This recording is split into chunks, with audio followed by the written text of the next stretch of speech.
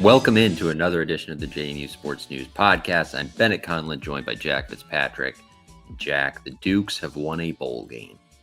I would love to know your opinion on this. How did you react to JMU winning the program's first ever bowl game down at Boca Raton? I thought it was cool. I thought it was meaningful.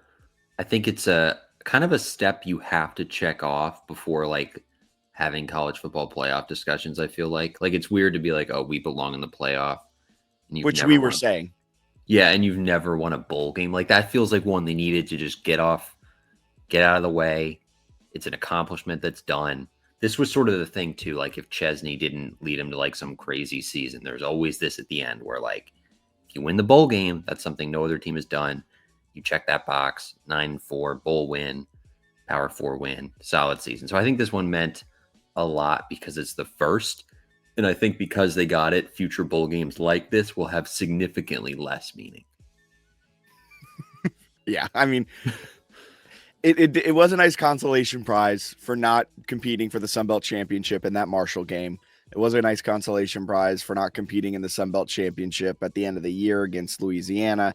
It was a nice consolation prize, and that's kind of how I took it, where it was cool to see. It was awesome that they checked that off.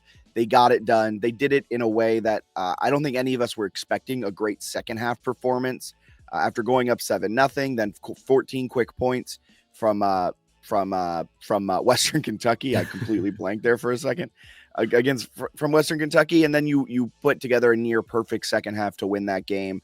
Was really, really solid and wasn't what I was expecting. Something I am expecting, though, is that BetOnline is continuing to be the world's most trusted betting platform and your number one source for online betting. From the earliest odds to in-game live betting, BetOnline provides you with all the action and the ability to watch the games as they happen. With the largest selections of odds from everything from NBA, football, college basketball, NHL, UFC, and bowl games. Head to BetOnline today and don't forget to use promo code BELIEVE. That's promo code BLEAV for your welcome bonus on your first deposit. BetOnline, the game starts here. But it was a great second half performance. I'm seeing a lot of interesting discourse on YouTube comment sections that we'll get into later on in the podcast.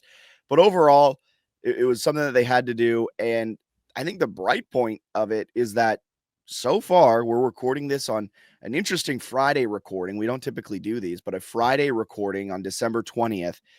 No players who played in the bowl game have entered the transfer portal yet. So it looks like that JMU will be returning this. Yeah, fingers crossed, cross your fingers, cross your toes. Will be returning that same team with Bob Chesney's staff, and that's a scary proposition. Yeah, I mean, 2025 could be really exciting. Portal's still open for 8 days in terms of entering. I know some people get confused by the portal window. You don't have to commit somewhere by the 28th. You just have to go into the portal. So we'll see what happens over the next week or so. It's portal season, which I love. It's fun to monitor. But yeah, they have a chance to bring back a lot of really good players from what I thought was a pretty solid team. I think they're one of the 10 best group of 5 teams, and they had a ceiling to maybe be in that top 5 or top 3. They got to clean some stuff up. A lot of things. But the talent is there. The ability is there. I think the coaches are good. Chesney, year 2 and year 3 at his previous stops tended to be a little better than that first one. He had a lot of roster turnover that he did a great job with. And I think maybe he'll get a little more cohesion within the coaching staff, roster, all that stuff in year 2. So there's a lot to be excited about. And I think avoiding that 3-game losing streak to end the season is big. It's not necessarily momentum into next year, but it's a good way, I think, to end 2024.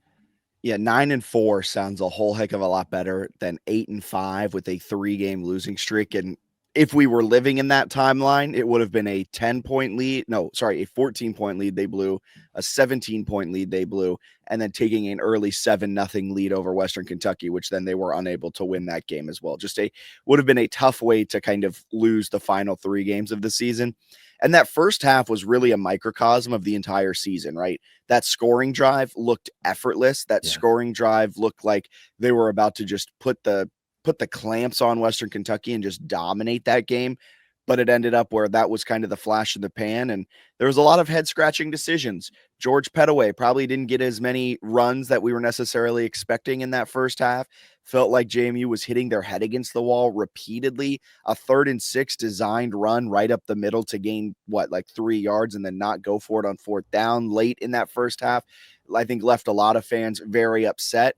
But the ends justified the means, right? That second half was absolutely fantastic. That second half was exactly what we expected that first half to be. And when you were watching that first half, Bennett, were you kind of starting to get ready to jump off the ledge and be Debbie Downer like I was watching that first half? I was not, because it felt not like a real game. Like, bowl season feels very exhibition like, where I feel like almost every regular season game had some sort of clear stakes, where it was like the non-conference schedule, they were still technically in the playoff race, and they, could get in the top 25, all that stuff. Sun Belt, they were pretty much in conversations, right, to make the championship game until the Marshall game. And even the Marshall game had some stakes in terms of wanting to beat Marshall at home, wanting to finish the year undefeated at home.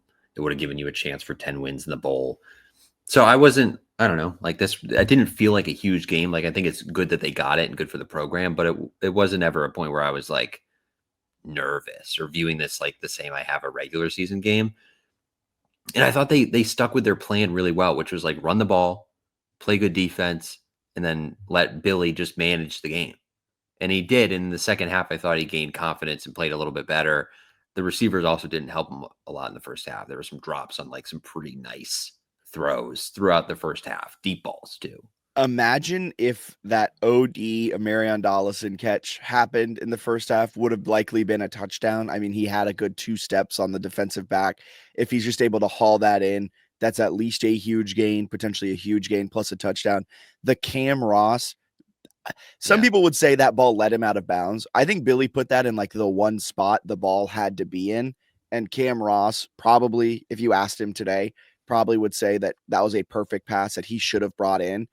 I think he was too worried about where his feet were, and he started thinking about that before he started thinking about catching the actual pass, which you got to catch the pass to make your feet matter. But those 2 passes, I mean, all of a sudden his stat line looks a lot different. He's probably 18 of 23 for 220 yards, which and potentially 2 touchdowns, which sounds amazing. But he finished the game 16 of 23, 181, a touchdown, no interceptions. His long pass was 33 yards. And oh, by the way, he did not take a sack. Yeah, he took, what did he take in the Marshall game in 2022? Like 7? It was legit like 7 sacks or something. I think 7 sacks, 4 interceptions, and 2 lost fumbles. Yeah, I mean, that was brutal. But he clearly, like in that game, he wasn't totally aware of what was happening around him. But the extended prep, the 2.5 years of additional like maturing as a quarterback obviously helped. But I was so impressed when like they'd bring a corner blitz. He saw it immediately, caught the ball, threw it to the guy who like the corner went away from him. Like he read the defense well. He did what he was supposed to do. He had some limitations like rolling left, which they called out on the broadcast, which were true. Like he had one where I forget who it was, came out of the backfield and was wide open, and he took a while to turn his hips, and then it was incomplete. I think it was Wayne Knight. So there was like some things there. But for a guy who started the year as QB3, pretty good. Like I thought it was good. You could make a case that JC Evans was like QB5 to start the year with if Griffiths was healthy. So like even Blake Kendall. Right. So pretty good for him to run for 60 plus, throw the 1-yard touchdown pass, and win like offensive MVP. Fraud. I was very impressed. That was not, he was not offensive. I love JC. We had the first interview with JC. I was not a fan of him winning offensive MVP. Who would you give it to? Billy Atkins, just for the storyline. Okay. I thought JC played well, but yes. JC, you can't argue with it. 2 touchdowns. Line, yeah. I mean, 2 touchdowns. He's the first player since like Washington freshman quarterback in 2019 to throw 1 pass, have it be a completion, have it be a touchdown, and also run for a touchdown. Yeah, that's pretty good. So they combined though for 3 touchdowns, 182 passing yards and 70 rushing yards with no turnovers. Pretty good for like what are supposed to be your bottom end quarterbacks. I was very impressed with those 2. Yeah, it was really nice. Sorry if you can hear Frank barking. Someone just knocked on the front door. Okay, perfect. He's such a good guy. Such a good guy. Same with Teddy. Oh, what a guy. We got to bring Teddy on the podcast. Teddy and Frank got to meet on the podcast. Yeah, but Where was I going with that? Yeah, offense did enough to win. It was really good. That second half performance from JMU's defense, though, oh my Really good. goodness, just absolutely fantastic. They racked up 3 sacks. 1 sack from Kyrie Mans was also a strip sack. Eric O'Neill had a sack. He had 1 TFL. But I've been saying, and some people, the dude is so good. And I'm sorry if this rubs some JMU fans the wrong way that I'm praising the best defensive end in the group of 5, one of the best defensive ends in the nation. If what it looks like JMU is going to keep Eric O'Neill, that is going to be a coup. Eric O'Neill is going to be a early round draft pick in the NFL because he's one of the rare players who stops the run at an exceptionally high rate. What he did at LIU and what he did early on in this season was insane. I think he at LIU he had like 44 and a half TFLs and like 10 sacks, which is just I might be missing some of the numbers, but that's kind of that ratio. Yeah. He had 1 TFL with that sack, a QB hurry. Gannon Weathersby had 2.5 TFLs. He has to give one of those to Eric O'Neill because he essentially took the TFL from Eric O'Neill early on in that game.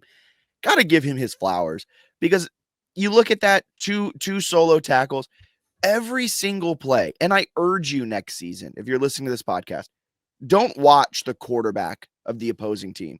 Watch wherever number 99 lines up because I guarantee you he's making an insane impact on each and every play by moving the pocket, by getting to the quarterback, by rushing his release. I mean, maybe I'm going too long on here about how good Eric O'Neill is. Him combined with Kyrie Mans, that's the best 1-2 defensive end Good. punch in the group of 5, in my humble opinion. Great game from both of them. Yeah, I think it says a lot about like the program, the recruiting, year 3 of the FBS transition. And I feel like every year they've had defensive lines that have just dominated G5 opponents. Like the second half of this game, I think Veltkamp had one where he like rolled out and threw it away and left the pocket just because O'Neill like maybe was going to get pressure. He didn't, but you could tell by like the end of the game, he just expected Eric O'Neill to be in his lap every play, or Mans coming off the end with that speed rush. That duo is phenomenal. And then you got Bush Fitzgerald in the middle doing a really nice shot. I mean, it's just an incredible defensive front. And then you've got Weathersby, sophomore, playing well. Tyler Brown played phenomenal with Jacob Thomas getting knocked up. Brown's a true freshman, I believe. Yes. They have some guys that are poised to return that are really, really talented who we haven't heard a ton about, but Brown's one of them that are really, really talented. Sahir West, every time he comes in, feels like he's very physical. I jinxed him a little in our group chat. I think he like wasn't ready for a snap and then was lined up offsides right after I was praising him for being a beast on a play. But he's gonna be good. He's a true freshman. I don't know. I'm just so impressed with the way the defensive line played because that was our thing coming into the year where it was like, I hope they're going to be good, but they're losing a lot. They're losing a lot. And it's like Eric O'Neill is a more complete defensive end than Jalen Green. Yes. Jalen Green was a great pass rusher. Eric O'Neill's a great defensive end. Shout out Gannon Weathersby, though, before we move on past all of this. He had a career high 52 snaps played in this game, which is double that of any other game he's played this season.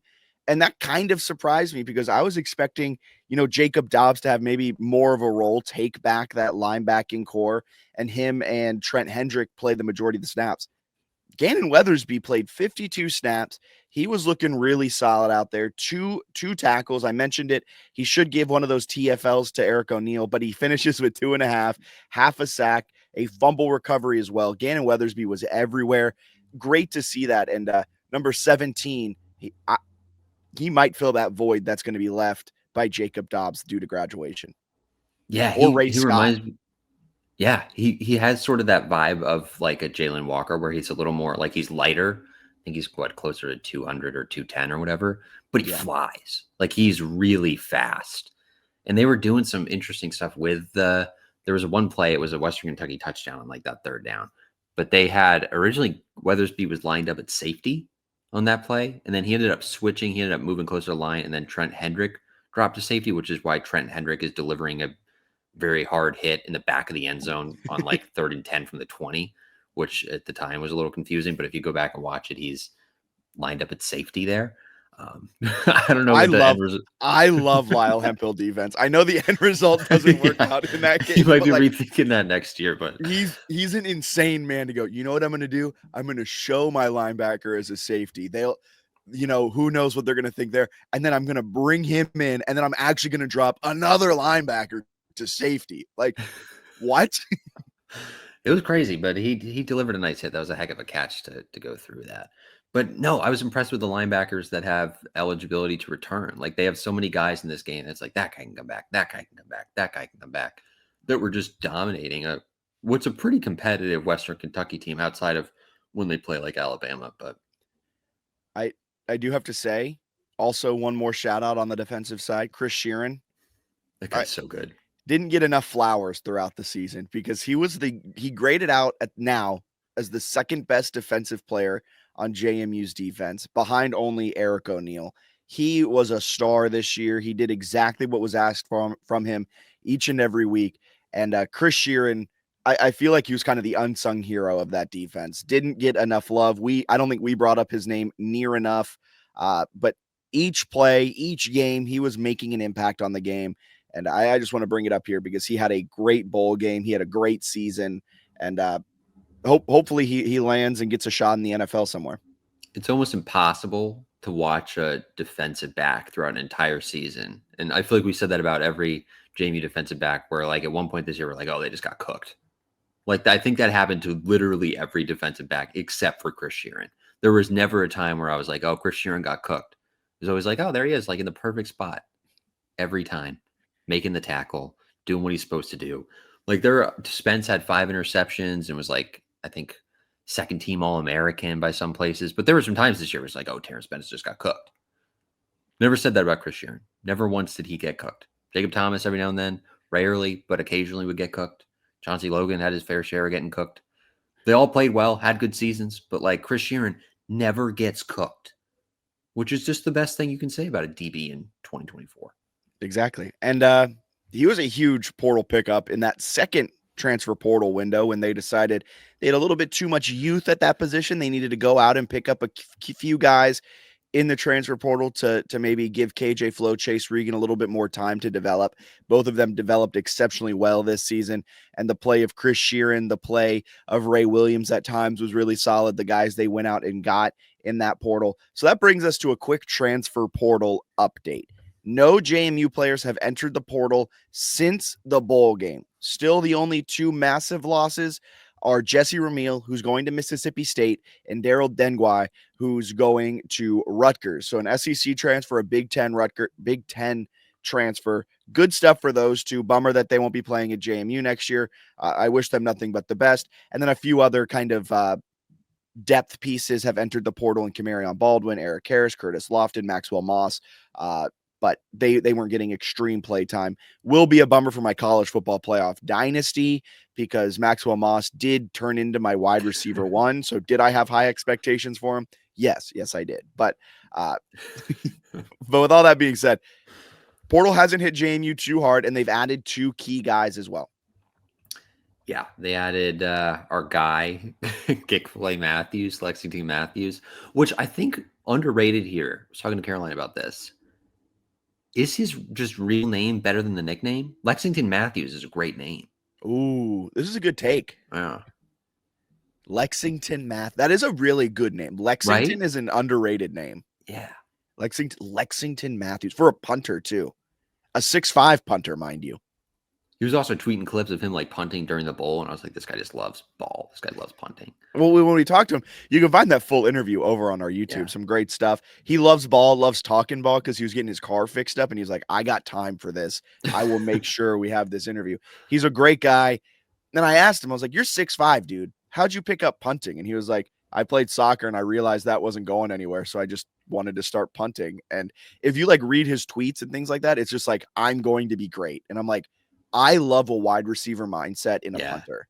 It reminds me of, was it like Pat McAfee kind of has the wide receiver mentality as a punter? Was it Marquette King, the punter for the Raiders, who would ride a horse after he'd pin a opponent down inside the 20.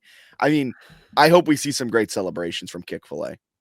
Yeah, I'm excited for him. And then they also added, and you spoke to Landon Ellis, a big-bodied receiver from Richmond, very productive for the Spiders. That's a good get. He may blossom into a top end like wide receiver 1 type for JMU. Yeah. So Russ Huesman, the head coach of Richmond, he really likes using red shirts. Like that dude, you give him a red shirt, he's going to use it. He loves using the 4 games. He loves giving his players like that 4-game experience because then the postseason doesn't count towards it. So he loves using the 4 games in the regular season and then maybe using you some in the postseason if they go on little runs, things like that. He loves just shelving guys and keeping them there for 5 years. Landon Ellis did not redshirt his freshman year. He played in all 13 games for the Spiders. That's how good he was immediately for a Richmond team that is that has won the CAA in back-to-back years. Like it's not the Richmond team that was when JMU was playing them in 2000 and 17, 18, 19 kind of the years when we were beating up on them. It was a good Richmond squad. And Landon Ellis was a big-time contributor for them at the pass catcher position. 6'2", going to be a big body. All I've heard is rave reviews from him about him. And I'm really excited to see what he turns into at JMU. And I would not be surprised if JMU I would not be surprised. I'm confusing myself with too many negatives here. Expect JMU to add another 1 or 2 or 3 big body receivers in this portal. Cause I think the coaching staff realized that's where they were weak this year and they want to go out there and get it. Cam Ross can come back. Ymir Knight can come back. Dawson's gone. Yes. Those were your 3 primary big receivers. Taylor Thompson. Yeah. And he's also gone. He had the most receiving yards for a JMU tight end this year since Dean Cheatham in 2015. Wow. Big year for him. Wow. 1 catch, 1 touchdown. I don't know if you saw Jimbo Thompson, the legendary Twitter profile that he is. Jimbo, great guy, tweeted that was the first time he's ever been at a game and saw Taylor catch a touchdown. That was more meaningful than the tweet I thought you might bring up, which is Taylor Thompson did the Spider-Man celebration. And then Jimbo in the airport the next day found like a little Spider-Man thing. It was like, look, it's Taylor. I'd be cracking up.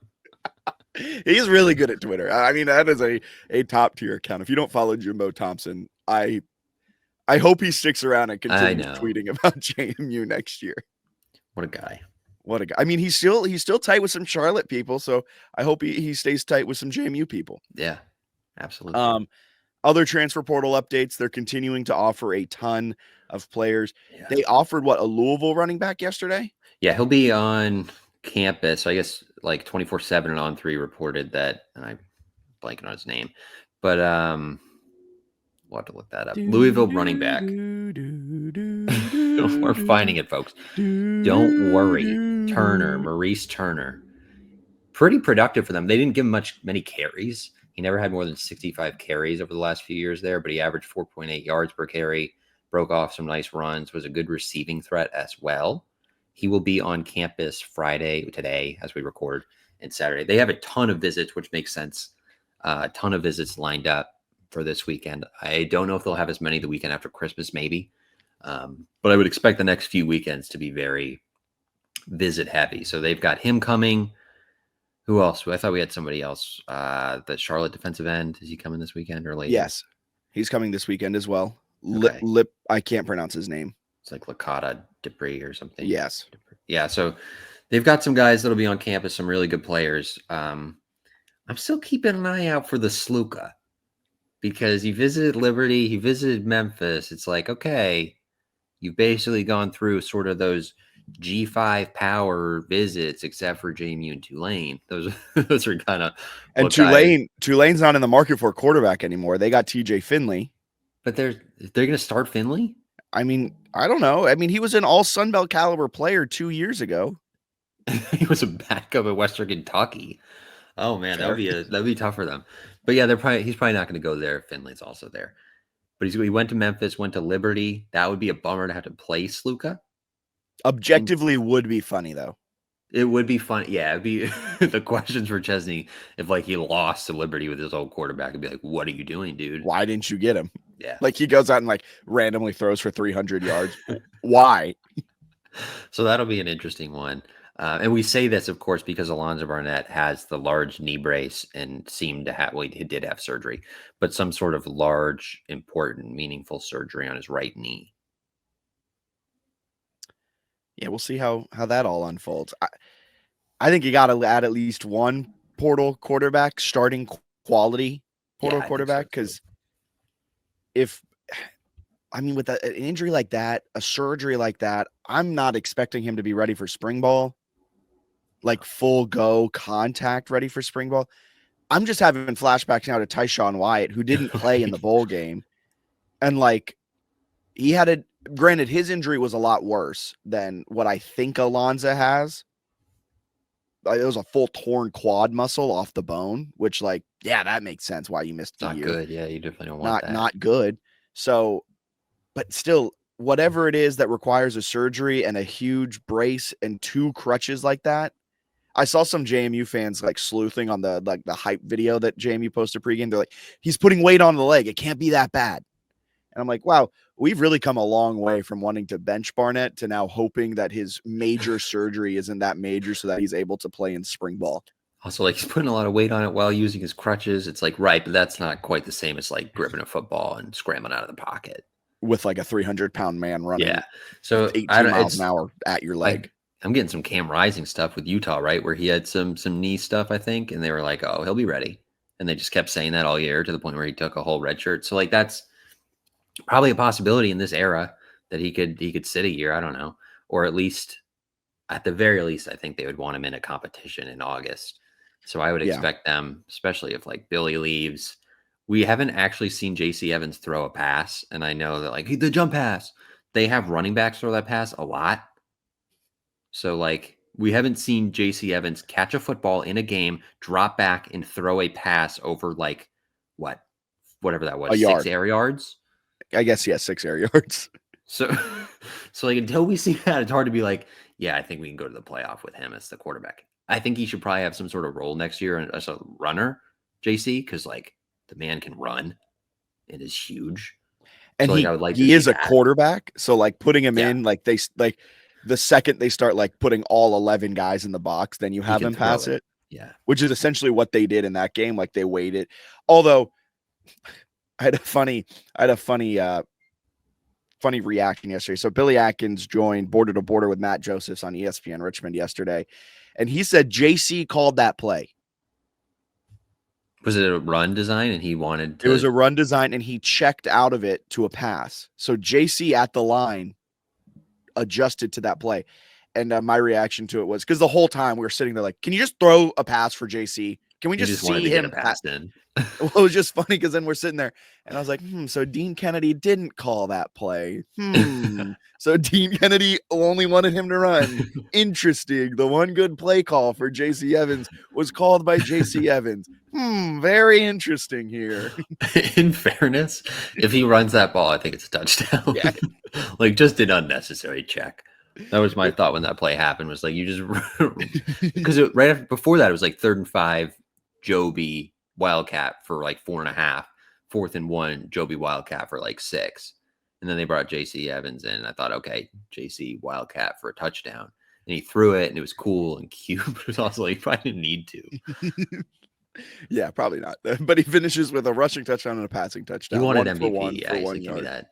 Give me that MVP. Give me that trophy. DJ Barksdale won the MVP award for the defense. So good. Congratulations, JC Evans and DJ Barksdale as well. Any other people you're keeping an eye on in the portal before we move to listener questions? All of them, dude. Like I'm watching everybody in the portal and I'm like, okay, Duke recruit. Could this be a guy? No, I think the obvious ones are like the Holy Cross guys who don't say anything. Like they've got a really good running back in the portal.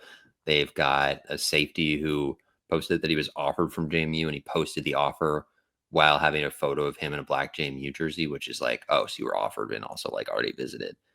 I think that's Curtis Harris Lopez at safety. So like they've got some guys, some Holy Cross guys, Sluka, their other quarterback. I think it's like Pasansky, or something like that this year. Probably pronouncing that wrong, but they've got some Holy Cross guys that haven't said a lot. Those are ones to monitor. they've offered a ton of corners. And then they're going at running backs pretty decently, which isn't a huge shock. And then one of the receivers they offered, a Sam Houston receiver, he led them in receiving against Georgia Southern, had a really big game. I think he's essentially in the portal because Casey Keeler's leaving.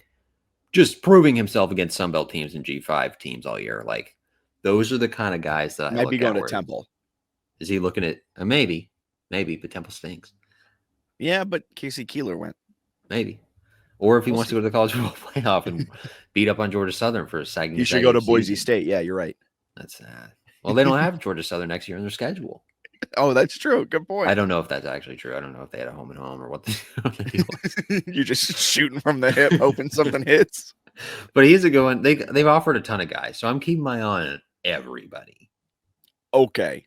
Not shocking to me that they're going after a lot of running backs for the main reason that you can improve the position. Io has proven to be a health risk. I mean, this is an injury that hopefully the surgery that he underwent at the midway point of the season fixes whatever issue that Chesney said he's been playing with for like the last year, like insane. So I hope that helps that injury and he'll be back full ready to go by the start of spring ball.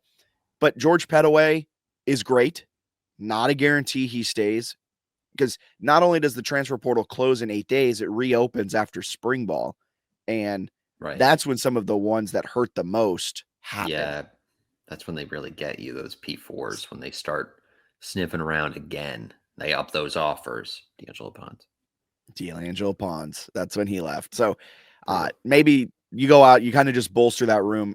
Honestly, you see the injuries, what happens in a running back room. JMU was very healthy at the running back position, all things considered this season. I mean, remember last year at one point, like Kalon was hurt, Tyson was hurt, Latrell had to play a good amount of snaps after like not playing any snaps all year because of his fumble problem. Like, also, I do love Latrell. He was one of my favorite running backs of all time at JMU. No, that was last year was weird with the running backs, yeah. But like running back, it's a position that takes a huge toll on your body. So it's better to have more than less. And if you can upgrade the position, you always got to do that. And I think that's what they're looking at with Louisville. Yeah. So going to be interesting there. A lot of portal stuff happening. It's a big visit weekend, which is very, very exciting.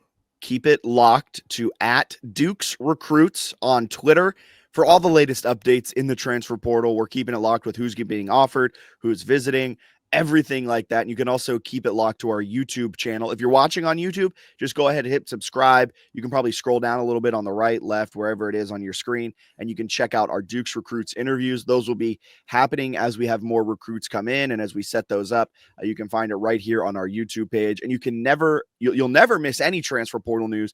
If you go to jmusportsnews.com, click the transfer portal tracker at the top. Go ahead and bookmark that page because it's going to be a huge use all through this offseason, keeping track of transfer portal additions, subtractions, offers, everything like that. So keep it locked over there, jmusportsnews.com. And you can follow us, JMU Sports News, on Twitter, Instagram, and Facebook. That's about all the middle ads I got. We're going to step aside real quickly, be back on the other side of the break with some listener questions, and talk all things basketball hardwood on the other side of this commercial break.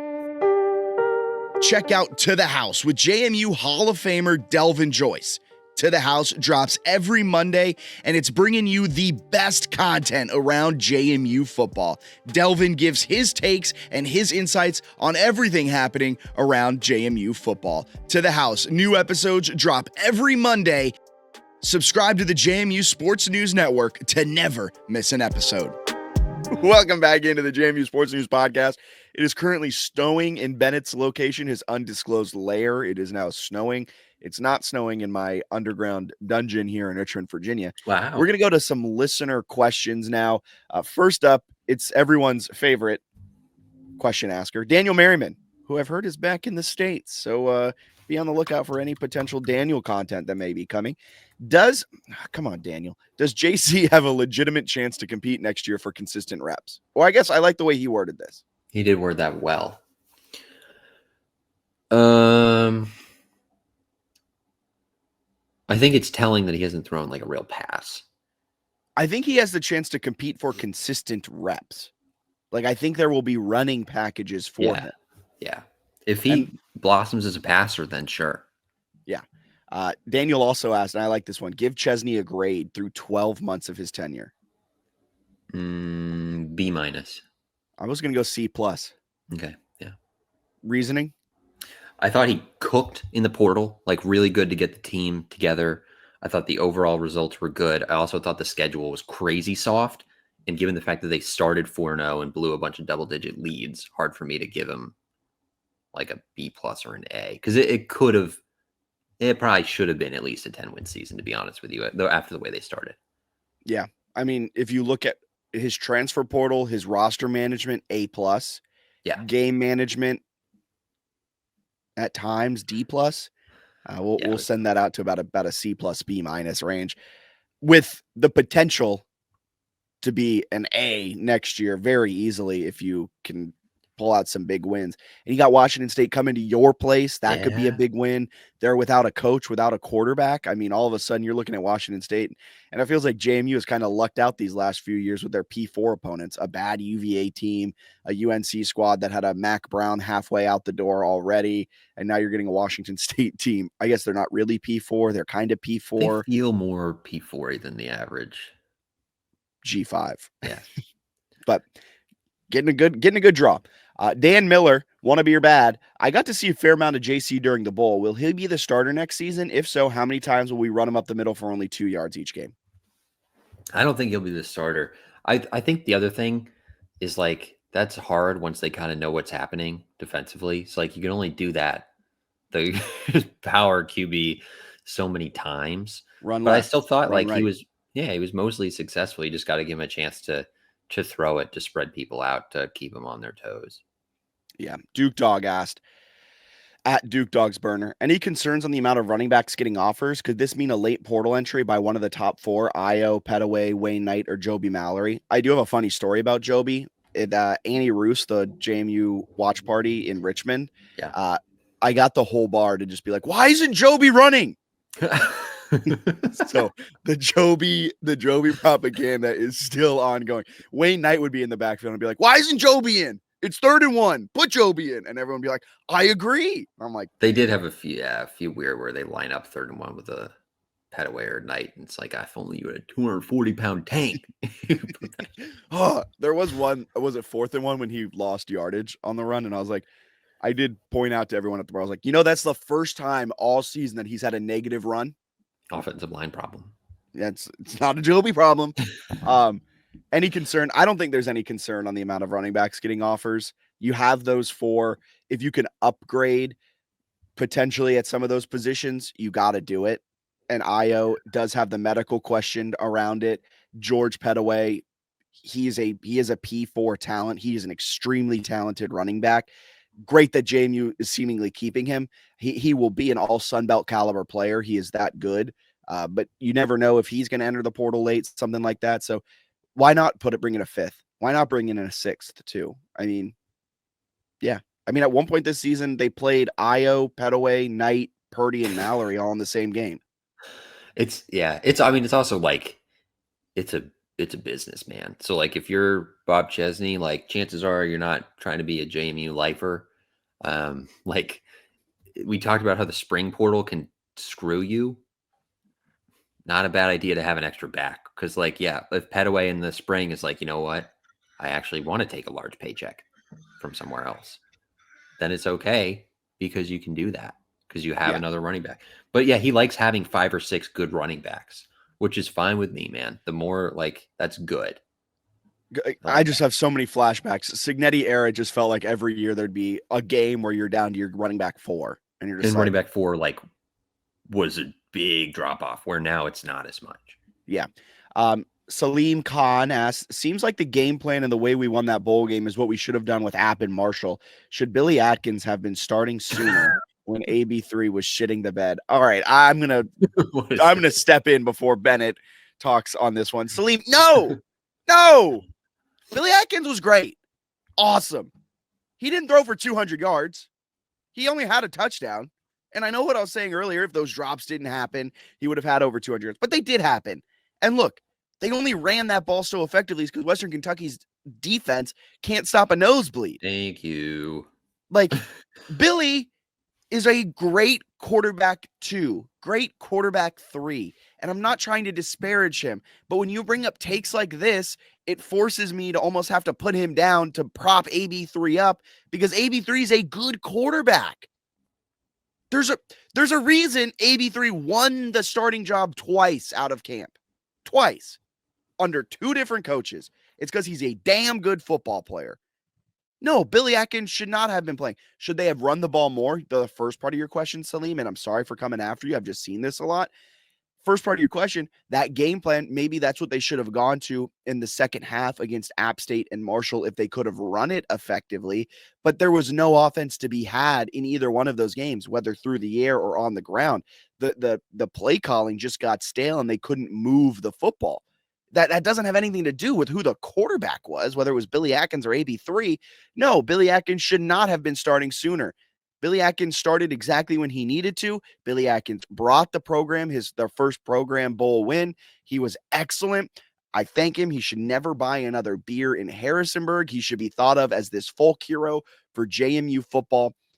But no, AB3, no. Alonzo Barnett, the third, AB3, was the starter all season for a reason. He's a good football player. All right. Got that off of my chest. And all of that ranting allowed Bennett to reconnect. And do you have any thoughts on the AB3 Billy Atkins discourse? It's easier to be like lean on the run and lean on your defense against Western Kentucky than it is against Marshall. Like you can manhandle Western Kentucky up front. You could not manhandle Marshall or even that App State team up front to the same way. So yeah, no, it's just a different thing. Like they're playing an easier team. Yes. Like there was no offense to be had against App State and Marshall in the second half. It wasn't like, oh, Billy Atkins wouldn't have. If Billy Atkins was in, they would have run it better. No, like that's a variable that I can pretty much say like does not impact the running game much. Honestly, AB3 may actually help the running game because he is a better runner than Billy Atkins is. Right. 83 Duke asked, why the ongoing mystery around AB3's injury postseason? Is QB1 for game 1? Is he QB1 for game 1 2025 on the roster? Oh, is QB1 for game 1 2025 on the roster? I see what he's asking. Gun to my head, no. Gun to my head, no either, too. And not because AB3 isn't QB1 material. I'm not sure he's ready to start week 1 of 2025. I also don't think it's not totally fair to be like, why the mystery when no one has come out and asked Bob Chesney if he expects him to be ready in the fall. Yeah. Right. He's not going to come out and say it if nobody's asking him, and nobody asks him that. So it's hard to be, they're not going to maybe give a huge update because part of that is you love the preseason hype and stuff. You're going to have like those ESPN SP Plus preseason projections that factor in returning production. And it's going to say that almost all of JMU's passing production returns, even if Alonzo can't play because he's, because they haven't officially ruled him out. Like you kind of have to play the game a little bit. So I think they'll bring in another quarterback, and I don't know if Barnett will start game 1. I would expect not, but you never know. And I hope that he gets healthy very quickly. And it's really easy to play that game when no one's asking you questions about that and not really forcing you to have to play the game whatsoever. Yeah, he doesn't even have to dance around it, right? Justin D asked, thoughts on portal activity so far? I don't know how many positions they are looking to fill with the new roster limits, but only 2 commits so far. Thoughts on quality of players offered? A lot of SES, fellow G5, and even some D2. Only 4 to 5 power conference guys. Right mix? Yeah, it's 100% the right mix. Someone asked me this, whether it was on Twitter or Instagram or something, and they were like, kind of the same question of like, are you worried that they didn't offer a lot of power conference players? No. Eric O'Neill, the best player from this last transfer portal, was an FCS player. Elijah Surratt in the past was an FCS player. The most impactful transfers JMU has gotten over the last few years have been FCS players. If you look at kind of the swings and misses from the transfer portal, we're power conference guys. Now they have the potential to grow within the system because you might get them a little younger, but I mean, power conference isn't necessarily mean that they're going to be good. D2 could have the potential to be great. Other G5 players, FCS players, I trust based on what Chesney did in the portal last year, I trust that the quality of players offered are going to be up to what JMU needs in order to make a college football playoff run. I don't think it matters where they played before, as long as they have the potential to be great at JMU, which is what we saw of Eric O'Neill, what we saw at Jesse Ramil. I mean, the kid's playing at an SEC school now. Clearly, he was much better than FCS, came to JMU at G5 and balled out. So I don't think you can look at past places in order to judge what the quality of a player is. That's kind of a fool's errand, if you ask me. Talked again for Bennett to lose his Wi-Fi and get it back, and we'll move to our last listener question before we go to basketball. Who do you think will be hitting the portal from JMU? The 7 guys already in there. I don't think JMU will have anyone else enter the portal. If they have anyone else, the 2 that come to mind are Pettaway and O'Neill. In terms of like stars, like I think the other guys, I don't think they would have. I think they'd be missing out on a chance to go to the college football playoff or contend at a G5 and maybe a top 25 team at JMU next year to go to like a middle or bottom of the road P4, where I feel like Pettaway and O'Neill could go to high end P4s. But for the other guys, I don't think it makes sense to lead, to be honest. Also, kind of fingers in the air, Brian Windhorsey meme thing right now. Ramil and Daryl Dengwai. This is probably why he transferred. I can't pronounce his name. Entered the portal, and almost within 48 to 72 hours, were at their new destination. They were definitely tampered with. Yeah. Yes. Which means Eric O'Neill and George Pettaway have been tampered with. A lot of these guys on the roster have been tampered with. And they probably wanted to play in the bowl game. And with what Chesney was saying is if the second you enter the portal, you're no longer welcome back at JMU, they wanted to play in the bowl game. So if there was going to be a mass exodus, or maybe not even a mass exodus, but a few guys enter the portal, it would have happened the day after the bowl game. Probably, yeah. And it hasn't happened yet. So I'm just saying, I think there's a good chance. Good sign. That is a little conspiracy theorist of me. A little like, what does this mean? I think it means that they all are deciding to stay at JMU. They like the NIL offers that's in front of them, and they're going to play another year in the purple and gold. Speaking of the purple and gold, over on the hardwood, men's basketball dropped a tough one to Wake Forest back on Tuesday. A 32-31 lead at halftime turned into a disappointing loss due to a poor second half performance. I mean, just kind of now that non-conference play is over and we're heading into conference play tomorrow. If you're listening to this on being conference play. Is that what I said? It's the lower third. Oh, oh, man. All right, let's pull that out. Whoa, JMU men's basketball begins conference play. Wow. Shout out Delvin. He still gives you a hard time for the one. JMU to the house. Where what you threw me off? Sorry, I threw you off. I was trying to hold it in. Initial non-conference. Like, what do you think about the team men's basketball post non-conference as they head into Mobile, Alabama to start conference play? If you're listening to this on Saturday, today, if you're listening to this on Friday, tomorrow, if you're listening to this on Sunday, yesterday, on the 21st, they begin conference play against South Alabama. Unacceptable, I thought. You can't go out there and lose a bunch of these non-conference games going into what is the juggernaut of the Sun Belt men's basketball. No, it's fine. Like it wasn't overly impressive non-conference, but they were fine. And the Sun Belt really sucks. Like outside of Arkansas State, like the Sun Belt sucks. So we'll see what that could come back to bite me in a couple months. But I think JMU is going to be fine. I think they'll be one of the 4 best teams in the conference and get better as the year goes on. So I'm not panicked. I was hoping it would gel a little bit faster and they'd be better than 6-5. Yeah, I was hoping it might be more like 8-3. But that's not the end of the world. Good win against Ohio, a good win against East Tennessee State and Utah Valley. The Wake Forest win, they're currently at 103 in KenPom, so you would have loved to pick up that win. But it looked like Wake Forest figured out how to play basketball in the second half. I don't know if that was because some guys were in foul trouble. Wake Forest really took advantage of when Elijah Hutchins Everett left the court, and they really picked on Ebenezer Dewana. that was kind of the mismatch in the game. And then they would have help defense come over. It would leave a guy open. And after missing all of their threes in the first half, they progressed to the mean and they started hitting their damn threes in the second half, which is why they finished with a 75-58 win. And I was doing the math, and I think they were outscored like 23-58 after JMU got a 8-point lead with 10:55 left in the first half. It was 21-13.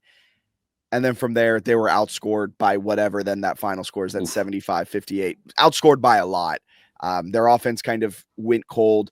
And that's kind of what you play with when you're a team that gets 41.4% of your points from three, which is 12th most in the nation. You get 42.5% of your points from two, which is 336 in the nation.